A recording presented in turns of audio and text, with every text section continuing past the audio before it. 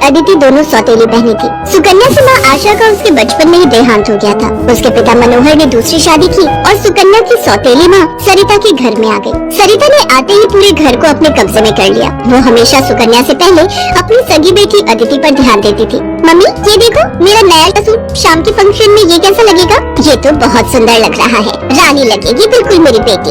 Mummy वो सुकन्या को क्या दूंगी पहनने के लिए? वो भी तो हमारे साथ शादी में जा रही है, पहन लेगी कुछ भी जो उसका मन होगा। मेरे पास इतने पैसे नहीं है कि मैं उसके लिए भी नया सूट खरीदूं। वैसे भी तुम्हारे पापा का अब इतना काम नहीं बचा। मेरे लिए तुम्हें नया सूट लेकर देना जरूरी था। बहुत लोग आएंगे वहाँ, क्या पता कोई तुम्हें अमीर घर का लड़का पसंद कर ले।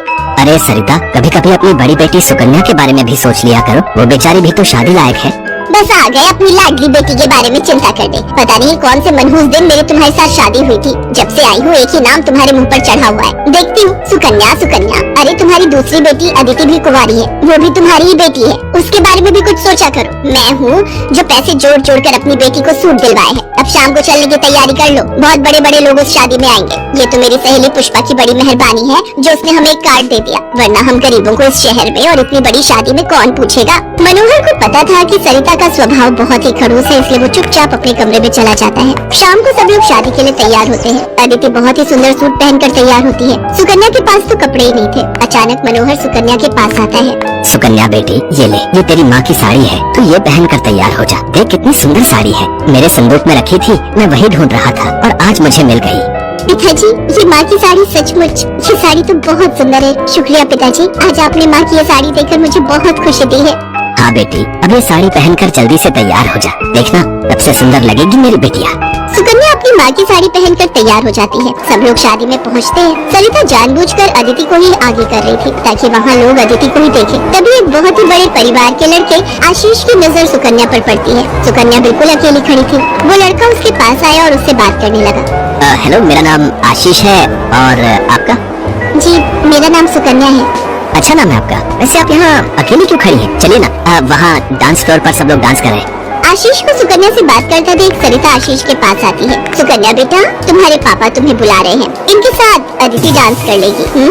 अब हाँ, क्यों नहीं, प्लीज। मनोहर ने तो सुकन्या को बुलाया ही नहीं था। ये सब तो सरिता की चाल थी। थोड़ी देर बाद सुकन्या फिर से खड़ी थी। अदिति आशीष के साथ डांस करने लगती है। आशीष अभी भी सुकन्या की तरफ ही देख रहा था। शायद उसे सुकन्या पसंद आने लगी थी। आशीष पूरी शादी में सुकन्या से बात करने की कोशिश करता रहा, पर बार बार सरिता अदिति को बीच में लाने लगी। पर आशीष के मन में तो कुछ और ही चल रहा था। एक दिन जब सुकन्या घर के काम कर रही थी तो अचानक मनोहर के साथ आशीष और उसके माता पिता आ जाते हैं। सरिता, जाकर जल्दी से चाय नाश्ते का इंतजाम करो। घनश्याम जी अपने बेटे आशीष का रिश्ता हमारी सुकन्या के लिए लेकर आए हैं।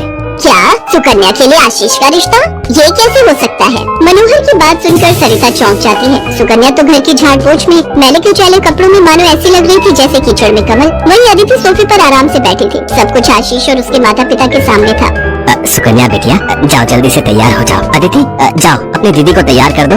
कोई जरूरत नहीं है तुम्हें उसे तैयार करने की। तुम उसकी नौकर नहीं हो जो उसे तैयार करो, अपने आप हो जाएगी तैयार। ये रिश्ता उसके लिए आया है, अदिति उसकी नौकरानी नहीं है। अंदर चल रही सरिता और मनोहर की बातें थोड़ी थोड़ी आशीष और उसके माता पिता के कानों में आ रही थी, इसलिए मनोहर बाहर आ जाता है। मनोहर जी, हमारे बेटे आशीष को आपकी सुकन्या उस दिन बहुत पसंद आई थी और वैसे भी हम आशीष के लिए लड़की ढूंढ ही रहे थे, इसलिए अचानक ही आपको मैंने फोन मिला दिया। मेरी सुकन्या तो बहुत किस्मत वाली है जो आप जैसे इतने बड़े घर का रिश्ता उसके लिए आया, वरना हम तो, मैं आपको क्या ही कहूँ। घनश्याम जी आपने सचमुच मुझ पर बहुत बड़ा उपकार किया है। नहीं नहीं मनोहर जी, इंसान दिल से अमीर होता है। आपने अपनी बेटी सुकन्या को जो संस्कार दिए हैं वो किसी धन दौलत से कम नहीं। तभी सुकन्या चाय नाश्ता लेकर आ जाती है। सुकन्या का रिश्ता पक्का हो जाता है। भाई साहब, हमें आपकी सुकन्या बहुत पसंद है। हम तो जल्द से जल्द शादी करके सुकन्या को अपने घर की बहू बनाकर ले जाना चाहते हैं। बस आप शादी की तैयारियां कीजिए। आशीष के माता पिता के मुंह से ये बातें सुनकर मनोहर की खुशी का ठिकाना नहीं था। सुकन्या आज एक बहुत बड़े घर की बहू बनने जा रही थी। आशीष के माता पिता रिश्ता पक्का करके चले जाते हैं। कुछ दिनों बाद सुकन्या की शादी की तारीख निकल आती है। सरिता, मैं देख रहा हूँ जब से सुकन्या की शादी पक्की हुई है तुमने सुकन्या से बात तक करना छोड़ दिया है। ये ठीक नहीं। तुम अपनी बेटी की शादी करो, मैं इस शादी में कोई हाथ नहीं लगाऊंगी। ये रिश्ता मेरी बेटी के लिए था। मैं चाहती थी आशीष के साथ अपनी बेटी का रिश्ता करना, पर तुम्हारी उस सुकन्या ने सब काम खराब कर दिया। ये तुम गलत कह रही हो सरिता। सुकन्या के लिए आशीष के माता पिता खुद से रिश्ता लेकर आए हैं। तुम्हें तो खुश होना चाहिए। तुम क्यों सौतेलापन सुकन्या के साथ रख रही हो? तुम्हें तो उसकी सगी माँ बनकर उसे विदा करना चाहिए। मैं इसलिए तुम्हें उसकी माँ बनाकर लाया था, वरना क्या? क्या कहो तो मैं अभी ये घर छोड़कर चली जाती हूँ। बोलो। मनोहर की बात